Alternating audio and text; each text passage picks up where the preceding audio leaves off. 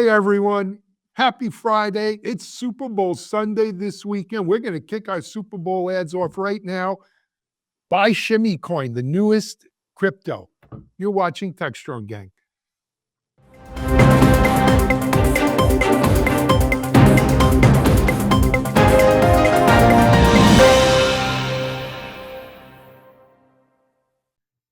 Hey, everyone. Alan Schimel here for Techstrong, gang. It's a great Friday. It's Super Bowl weekend. You hear the sound of those cash registers jingling? That's people paying $8 million for a 30-second commercial. We're going to talk about that. We're going to talk about the U.S. going in off the gold standard to Bitcoin and blockchain and who knows what else. And another crypto story, too, out of Security Boulevard. All that and more. But let me first introduce you to our gang lineup for today. We've got some great people to talk about it. Let's start off out west in Silicon Valley, where we have she's a radio host, a TV host, a marketing guru, everything else, our own Lisa Martin. Hey, Lisa, welcome. Hey, Shimmy, great to see you. I want some Shimmy coin. Some Shimmy Coin. Well, look, there's gold in them there hills. But Lisa, it's great to have you. As I think I wrote on one of the LinkedIn posts you put up, whoever thought you would be happy being a gang member? I lead Techstrong gang colors. I get you. I get it. But if we're out west, though, the head gang dude out there, the gang chieftain for Silicon Valley, is our own editor, John Swartz. John, welcome. How you doing today? I'm good. Hey, I just wanted to mention something. We have breaking news that there's the federal lawmakers just introduced a bill that would ban the use of DeepSeek from all U.S. government devices. So I want to get that out there because what kind of federal lawmaker? 2 representatives from Congress. Oh, they don't count. If it's not an executive order, it doesn't mean anything. I know. Oh, we're going to go down that path. Okay. But yeah, sure. He'll decide what he wants to do. But it's really interesting. This is a ban that has started. The ban was in Italy, Ireland, Australia, U.S. Navy. Well, we could talk about it if you want, but I think in those countries, the ban is against government agencies and employees using DeepSeek. I don't think it bans it from private use. Here's it's going to be all government. Oh, it's also only government? Well, I'm glad to see they're not stopping on the rights of It's within the individuals. government. Not it doesn't apply to the rest of us. For now. But it's very significant, yes. For now. Yeah, it's just government-owned devices. That's it. Right. For now. Right. All right. For now. We'll see. All right. But thanks for the breaking news, John. Sure. Maybe we'll cover that by Monday. Maybe it'll percolate up to something.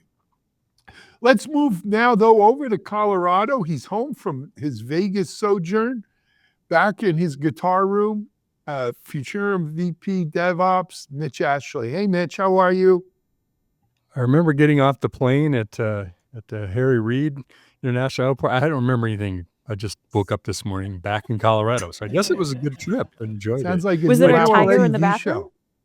Yeah, I did get the blockchain set up for ShimmyCoin, but I have bad news. Trump already has ShimmyCoin.com. So you got to go with something else, Alan. Sorry. Oh, I'll sue him. There you go. It'll be huge. All right. Be great. Moving on from Mitch. She's our editor for Techstrong AI, as well as Gestalt IT, which we are working with our friends at Tech Field Day, and it's going to be, or it is, it's not going to be, it is our infrastructure site. We'll be talking about that more in the days and weeks to come. Salagna Saha, excuse me. Salagna, how are you today? I'm good, thanks, Alan. Great to It's have good to you. be here. All righty. So guys, let's jump right into it. As I mentioned, it's Super Bowl weekend. And for many of us, me included, and I'm a crazy football fan, but for many of us, the commercials are the highlights of the game, right? There's always, you get the Budweiser tearjerker commercial. It's usually a good Chevy one, maybe. It looks like we might have AI Super Bowl ads this year. Lisa, do you want to kick it off for us? Sure. Well, I think we all definitely expect fast food, the cars you mentioned, beer, and insurance. Those are like kind of staples. But AI is expected to have a really strong presence this year. And of course, I think that really underscores the just what we expect to see globally in the years to come.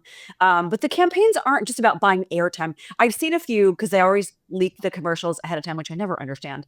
There's a really funny one that Mountain Dew has that's very clearly AI with Seal, the singer, pop singer Seal. But what we're going to see from Google, for example, and Meta are opportunities for these companies to really kind of shape perception around AI. It's been challenging. We talk about that all the time. There's a lot of negativity out there, but Google is doing something really cool. They're unveiling 50 different commercials in 50 different states, and they're profiling small businesses that are using AI to get more done. For example, they're going to be highlighting tasks that Google's Gemini AI can help with, like scheduling and email communications and things like that. Meta's coming back to the Super Bowl for the first time since 2022. They have a couple of A-listers. They have a couple of the Chris's. They've got, let's see, I think Hemsworth and Pratt. Yeah. Hemsworth and Pratt. That's right. They're going to be promoting their Ray-Ban sunglasses, their AI-powered smart glasses that you can do a whole bunch of things with. I gotta order a pair because I'm so curious to see it. But I like the idea of these companies coming in and sharing what AI can do for you, what's already doing for us to help shape that perception in a more positive light. So that's what I'm looking forward to seeing commercial-wise AI related this year. Tell you, I'm going to be seriously disappointed if there isn't a Matthew McConaughey, rolling whatever he was rolling in his Lincoln supposed to have Continental, an Uber talking to Eats. voice, Chat GPT. We got to have us one of them. All right. He's the natural to do something Alrighty. with Salesforce. Yeah, I mean, he should Iconic. do something with Salesforce, right? He's doing something with Yes, Uber yeah. Eats. I know Of that. course he is. About the NFL yeah. and food. What are you eating, Jerry? Rice. Exactly. Rice. You know what? I wonder if there's going to be, like, we would talk about this as the AI Super Bowl in terms of ads. If there's going to be an aha moment, or if it's a breakthrough for the mainstream audience, because so many people hear things about AI, they have mixed feelings about it. And what's really weird? 40 years ago, I can't think perhaps the most iconic Super Bowl ad ran. It was Ridley Scott's Apple 1984 ad for Macintosh. Oh my How gosh. impactful iconic. was that ad? I remember watching that ad. 1984 almost won't ran be out like and bought 1984. one Yeah. right then. Mm-hmm.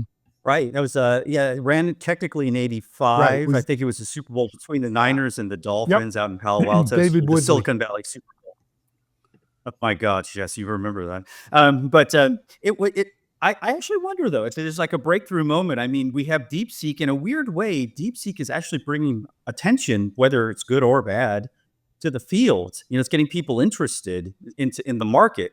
So I wonder if these ads, in a sense, kind of build on that, or if it's just another layer of hype that pushes us for another 6 months. Last Thursday on my Shimmy Says on YouTube Live, not YouTube Live, excuse me, LinkedIn Live. It's going to be on, you can watch it on YouTube Shorts though. This is what I discussed. Is AI living up to the hype? Where is it really delivering? What can we expect to see? And certainly proofs in the pudding here with these Super Bowl commercials. But John, I'm reminded of another era, not the Apple commercial that kicked off the Mac, right? That was amazing. But I was a dot-com baby, right? I built my first company on the internet, sold it in 97, the end of 97. And 98, 99, this was dot-com fever at a peak. Right. And so many friends of mine who were founders of companies were shelling out. Back then, they were shelling out, I think it was $7 million for a 60-second commercial. Now it's $8 million for a 30-second commercial. But it was the same thing. Think back of some of the ridiculous dot-com commercials of 99 and 2000, and how many of those companies spent literally $20 million on Super Bowl ads and got it was a joke. It was a joke. Are we going to look? Yeah, they had a lot of money to burn. They had tons of money to burn. What? There were so many startups That's too that part were of throwing money. the capitalism at work, right? If you've got money, there's a place that'll soak it up. And the Super Bowl is a great sponge. Are we going to look back 20 years from now and laugh at, some of these AI companies that tried so hard here to influence us for 30 seconds when we can't wait to go back and see the cheerleaders or what they took off the end zone, what they're wearing on the back of their helmets, who's singing what anthem, and everything else, right? Are we going to try to make this Super Bowl the AI Super Bowl? And that's a good question. We'll see how it plays out. At least to me, it's about crossing the chasm. Are we still in the early adopter stage, which I think we are? I Or think so too. is this the ram's horn blowing, signaling the onslaught, across the river to the mainstream, or at least the early mainstream? I think we are. Oh, go Oh, ahead, Salama. Sorry. I feel like this is a really good moment to amplify the chat GPT effect. So Super Bowl is a great place to break the kind of ad and make something mainstream. So yes, I know $8 million for a 30-second spot is sounds like exorbitant, but I feel like here's a good opening for to push AI into mainstream in the public eye, even if the effect is brief or whatever.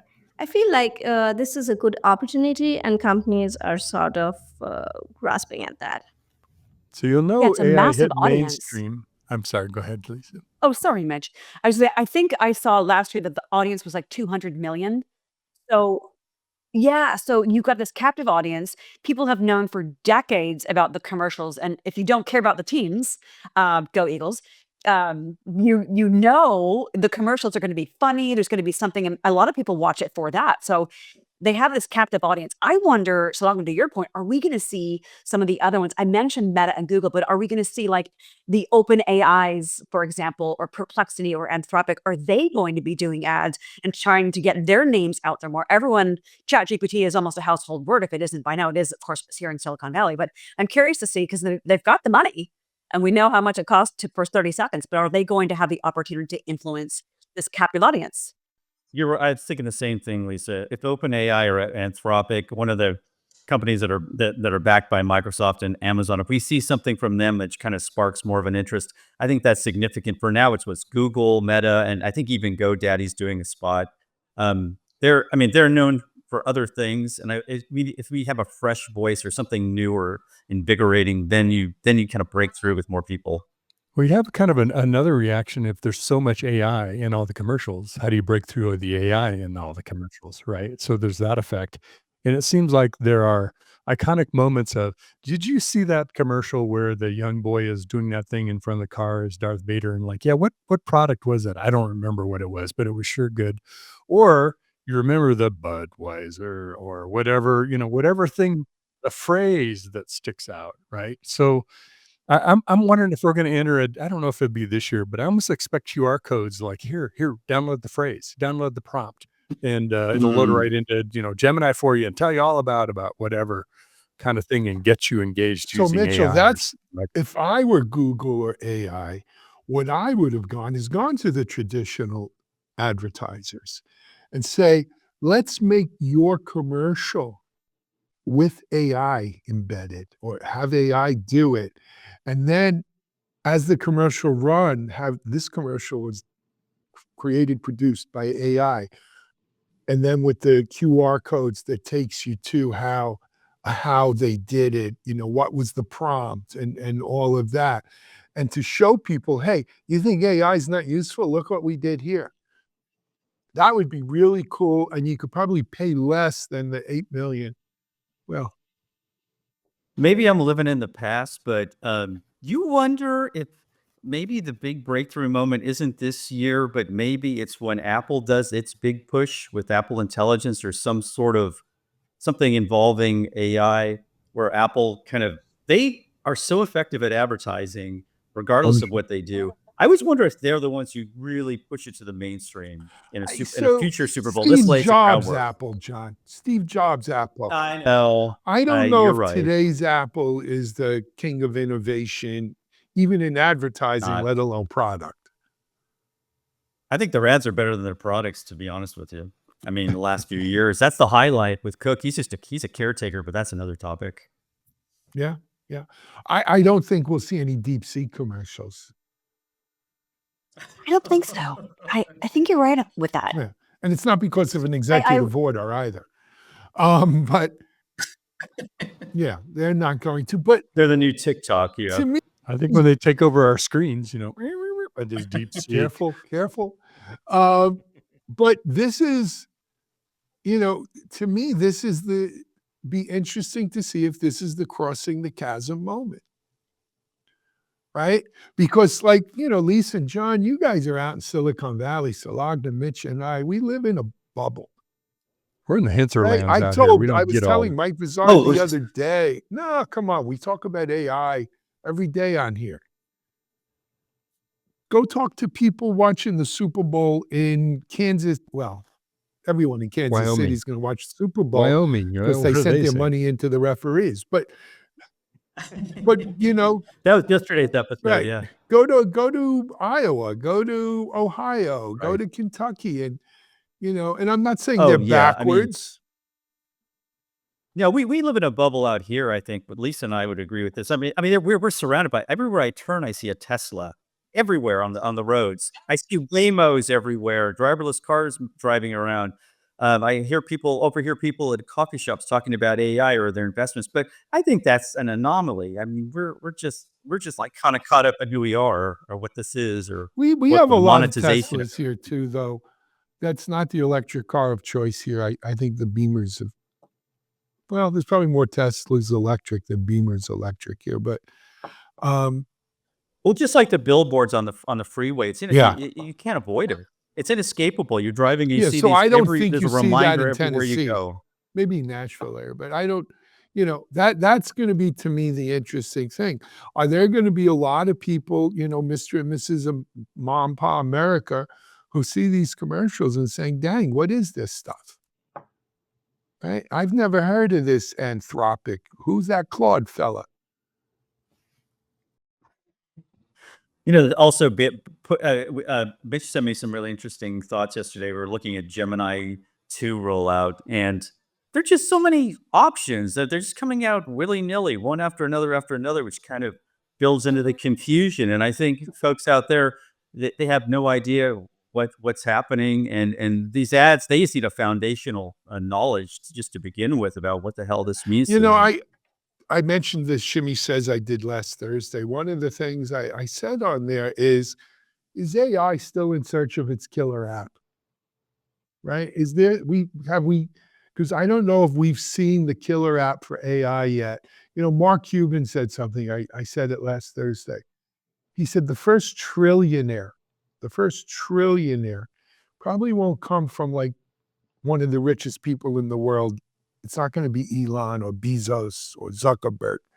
It's going to be the person who harnesses AI in a way we haven't thought of before, and it explodes. And that will make the world's first trillionaire.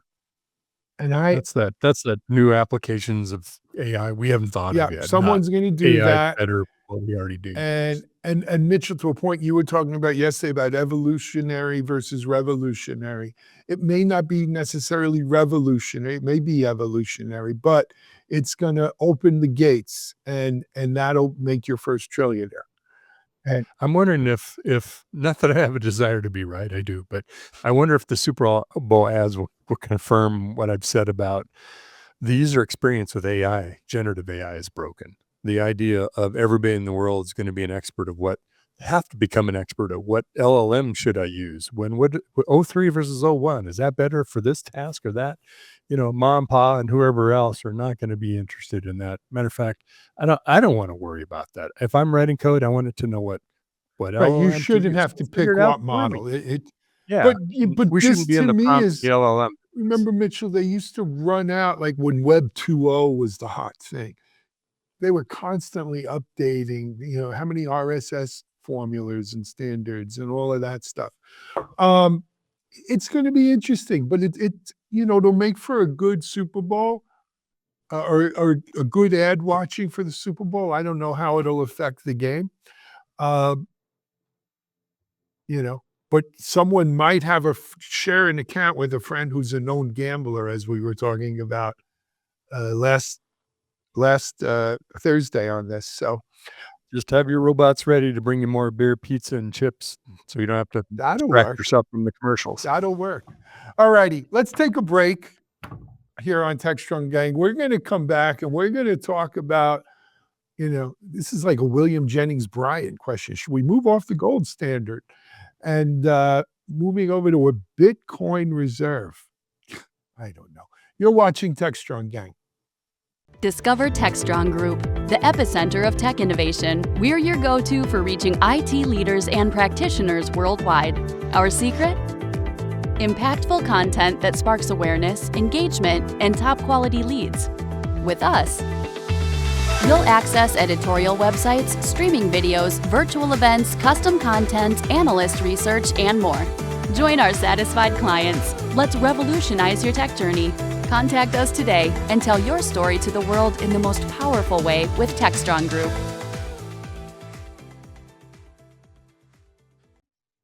Hey everyone, we're back here on Techstrong Gang.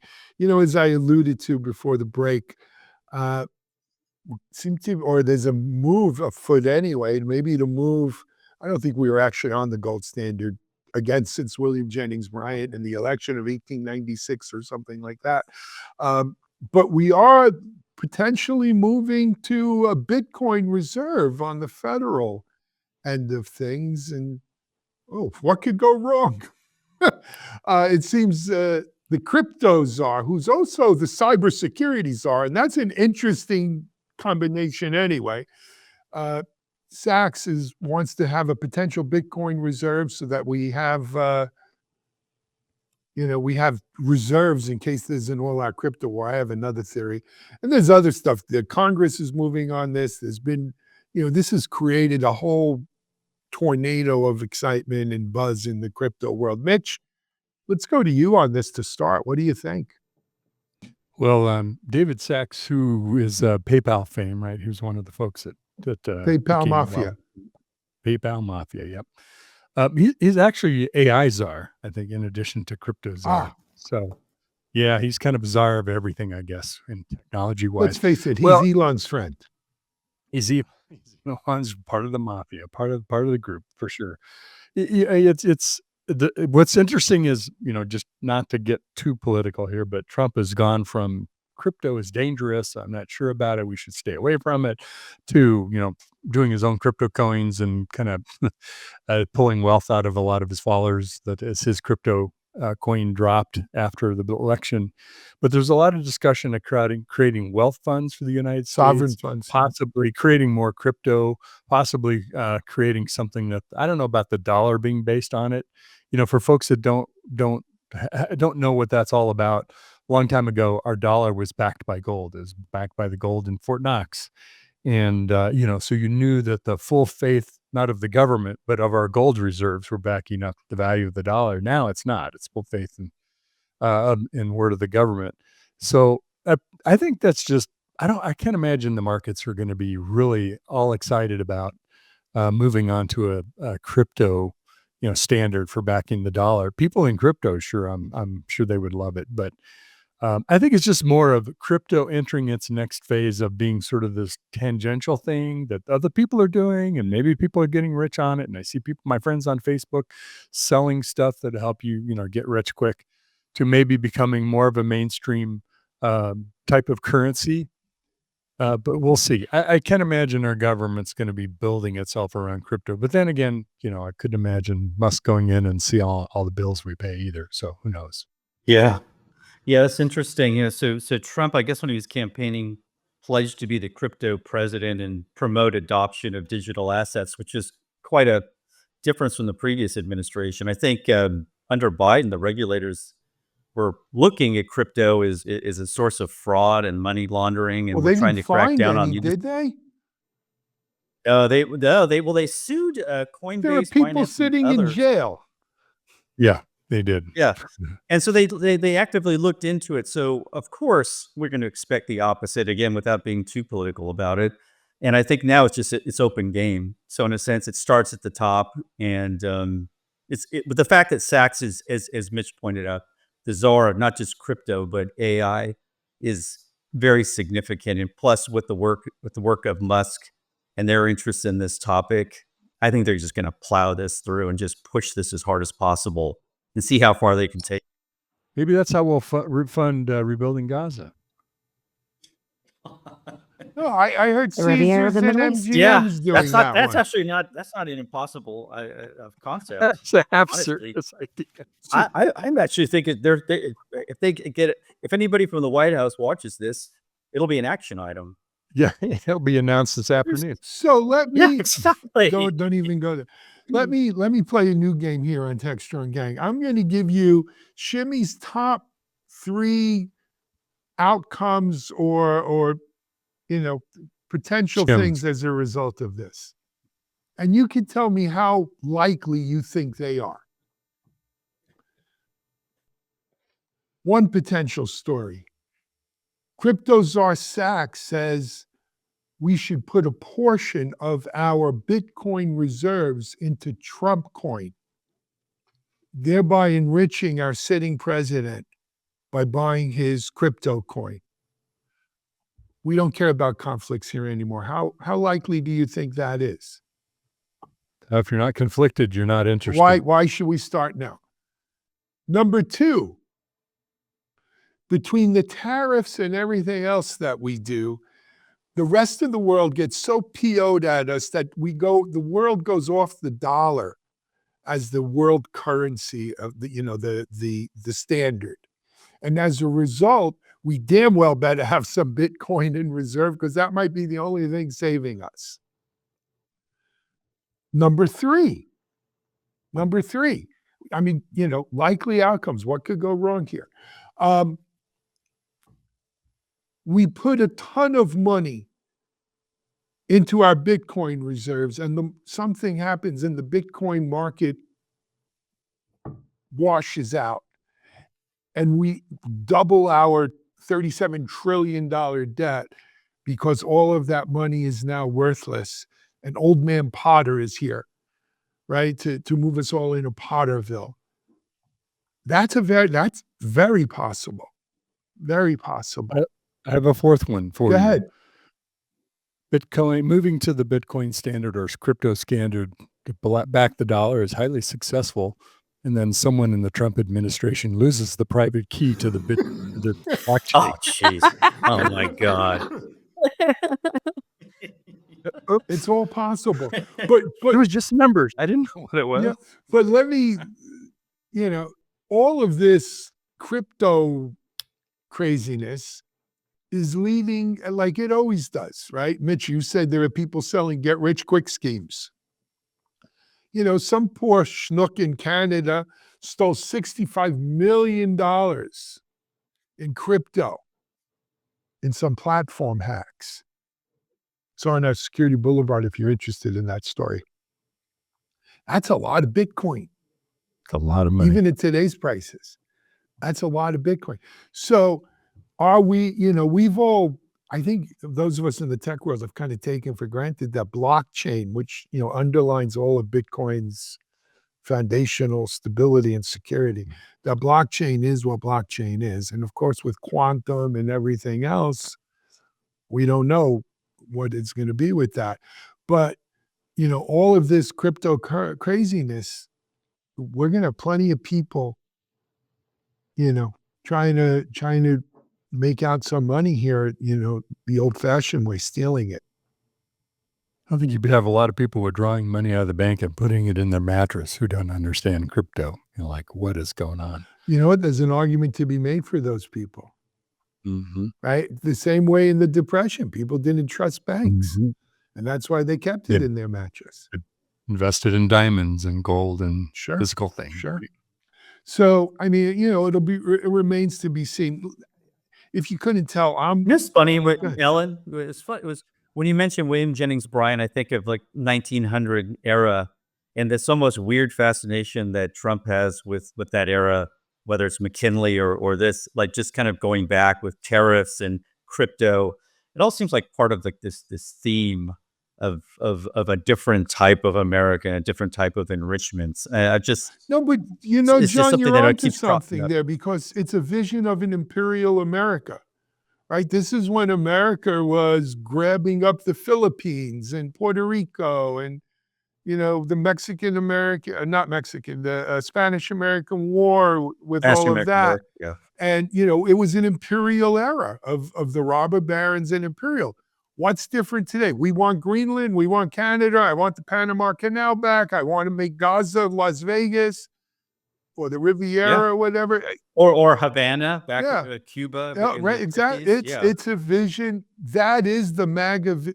And I don't want to make this political, but part of the MAGA But I mean, vision it's is just a return to an imperial America, right? Where we don't yes, and care it's about minorities and there's no such thing as climate change. I saw a thing Marco Rubio pulled out of the G20 meeting because those crazy people in South Africa, they just want to talk about DEI and climate change. And we don't talk about that. But yeah, and the difference now is that the application of technology in a weird way through the new oligarchs who are the people who are from Silicon Valley, the billionaires from trillionaire companies. They are now having that impact, like previously other industries that dominated the world economy. So in a Technology is the just trains weird, and just shipping and coal Right. of, No, of this these era. may big. be the new Rockefellers, Vanderbilts, and Yes. JP Morgans. Who knows? Anyway, let's take a break here on Techstrong Gang while we're spreading all this good cheer around. Come back and talk about something else. You're watching Techstrong Gang. SecurityBoulevard.com is the leading resource for news, analysis, and education on challenges facing the cybersecurity industry.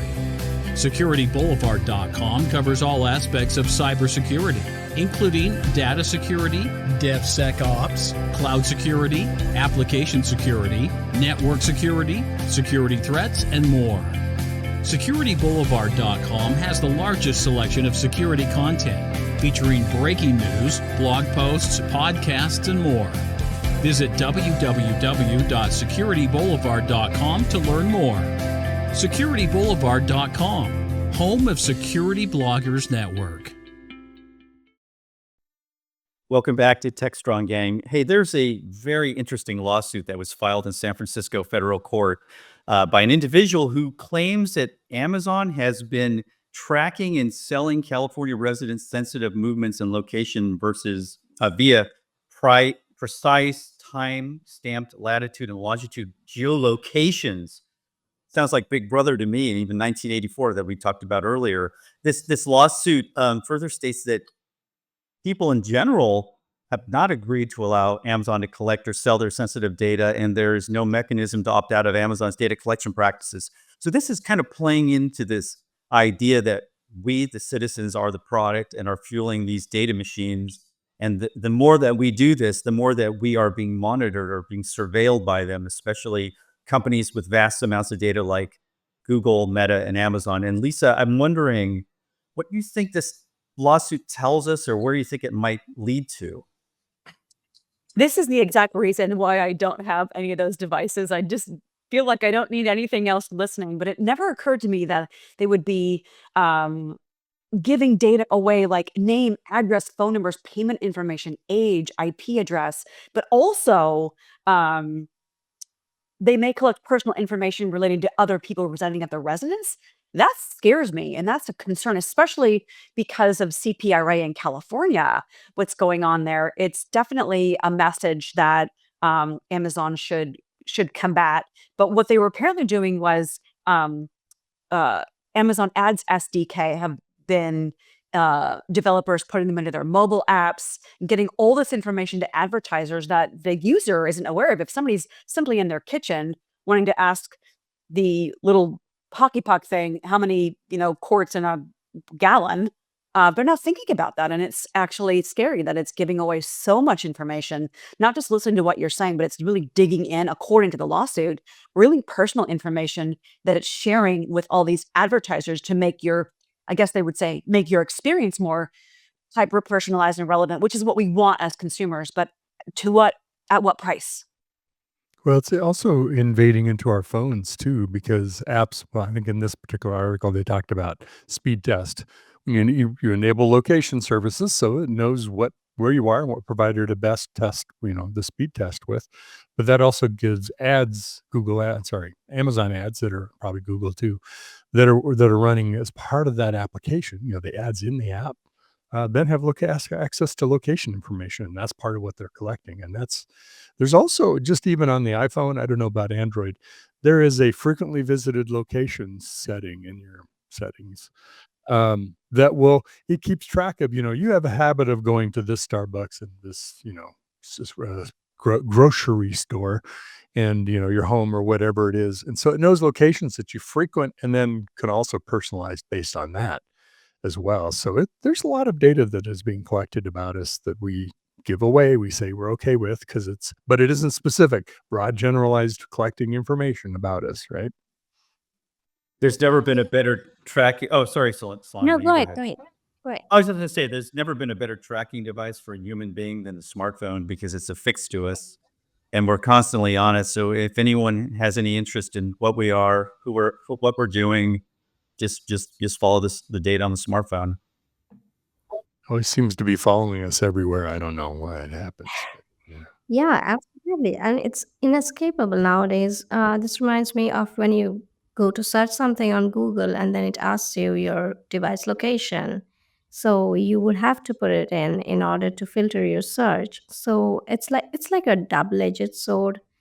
Like Mitch, you said that it's required to personalize the results for the customers, which is what we want. But at the same time, it's also like I feel like if companies could find a way to really handle the data well and not really give away without the consent of the customers, that would be nice to begin with.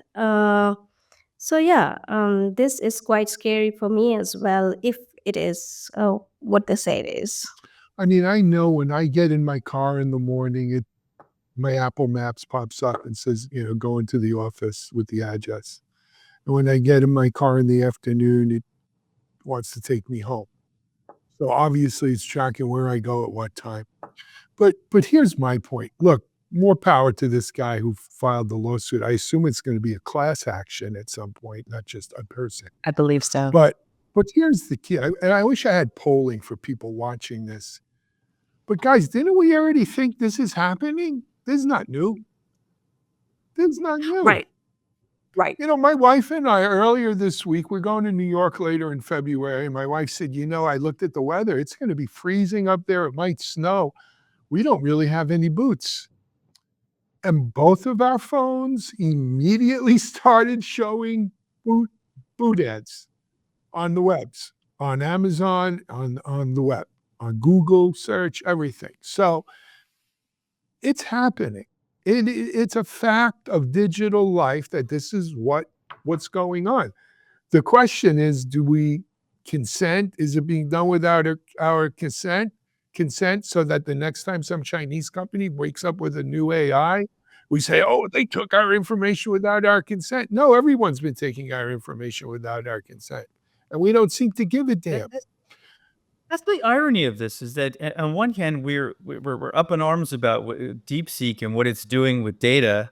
I mean, understandably, it's good if it's being being relayed to China, but yet this is going on in our country all the Every time. moment. And here's All the another thing. time. There's a generational element to this. I read an article in the Atlantic the other day about where did things go off the tracks in America between, it was about the falling of the Tower of Babel and maybe building Babel back up or whatever. And, and it's about social media. The author blames social media because at some point around 2011, it crossed from pure innocent Facebook. What was the predecessor to Facebook? The other one we used to use? MySpace. MySpace. MySpace. It was a great Yeah. way to catch up with old friends.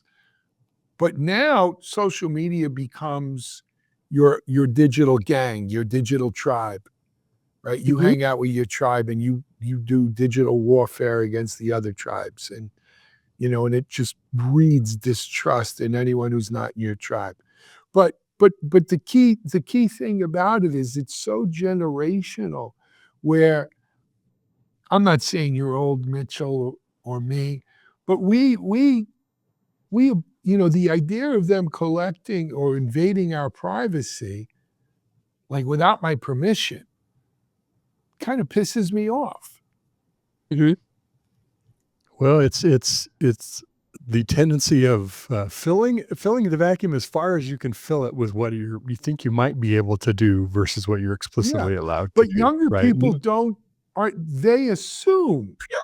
they assume that there's no right to privacy. Well, the Supreme Court said there was no right to privacy, right? Well, let's not go there. But the right to privacy in younger people is almost non-existent, or much, much lower than maybe Mitch or I or John, right? Yeah, Yeah. willingness to give it up.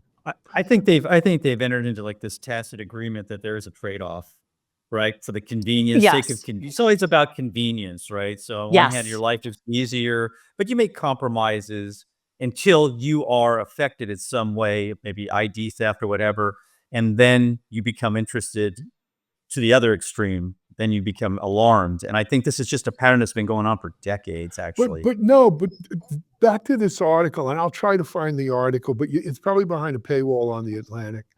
But the point he was making was in Facebook, when this whole thing switched on us and made us the monsters we are today, is all of a sudden, for some reason, we became comfortable sharing intimate details of our life with strangers. It used to be, if you were at the bar with your friends, your buddies, you could talk to your buddies. It was a small group. I saw them. If the women were out doing whatever you do, also at a bar or at a dinner, you could talk to your girlfriends, right? Salag, at least you had your girlfriends that you did intimate secrets with. Well, but at some point, we crossed a chasm of sharing our intimate secrets with all of our online touch points, which may be in the thousands. And some of us just put it on public anyway, not even caring who sees it, or friends of friends of friends of friends see it. And once you cross that chasm where you're just putting it out there, of course, what do you expect? No one's going to use it. No one's going to see it. No one's going to do anything. So that was the switch that went off around 2011, according to this article, that just really hyper accelerated the tribalism and the craziness, right? And along with that is a lack of trust of what used to be trusted sources, such as the mainstream media, right? Because everyone in your tribe says, don't trust them. And let me show you some examples. They may have real examples or not, but who knows and who cares, right? And it's a fascinating article. And it, by the way, it's not a right or a left article. Yeah, no, it can apply to Because you know, if it's you interesting. look at the very far right and the very far left, you know what? The demographics are the same. They're white people who make a lot of money. And they're the loudest. 8% is far left, 6% is far right. They're the loudest people online. That whole middle. Facebook used to do this. Like Sheryl Sandberg, I mean, we used to interview her a lot, and she would always talk about, if you really want to be engaged with your audience and you really want to build on that audience, you have to share more. The more you talk about yourself, the more you share in general, the better the product is, and you benefit from all the likes, like this addictive kind of And the behavior. more we could fine-tune our algorithms, right, to give you what you want. Right. Yes. Well, Right, this is to personalize this it. is the result. It's going to be interesting. As I said, the courts have been whittling away a right to privacy for some time, right, including Roe, overturning Roe. And so it's going to be, San Francisco federal court's probably a little more liberal than most, but it's going to be interesting to see, do we in fact have a right to privacy to our digital footprint? And that has all kinds of implications. It's the GDPR to bring up regulation. It doesn't even necessarily protect us with this or provide protections with this because it does mention location information, but only as far as a gateway to figuring out other things about you. I don't think you could not say this is location data itself. PII. No. Well, I think you could. The fact that I go to a certain store every Monday and Tuesday, I think that's Yeah, but personal would, information. well, yeah. There's things that can lead to data that can lead to identifying who you are individually is PII. So it's not classified as PII that's protected. It's classified as data that could lead to data that can determine who you are. So it's kind of secondary right now. Maybe that'll change. I don't know. Interesting. Guys, what a great Techstrong gang on this fine Friday. We need to end it. I've got to get over to New Orleans and I got a couple of referees to talk to. So You got Start Give your us some Bitcoin shimmy coin business. and, I'll and, put and some they'll do shimmy whatever you coin like. on this one. Yeah. Lisa, John, Salagna, Mitch, thanks for joining in. Thank you for watching. As usual, we have Techstrong TV not all day, but for the next couple hours after our gang show today. Stay tuned for that. We'll be back Monday, maybe talking about the Super Bowl and what our favorite ads were. Will they be the AI ones? I don't know. I always like the Budweiser Clydesdale commercials. They do a good job with them. But for now, that's it for this. Have a great weekend. Enjoy the Super Bowl, everyone. This is Alan Schimmel for Techstrong. We're out of here.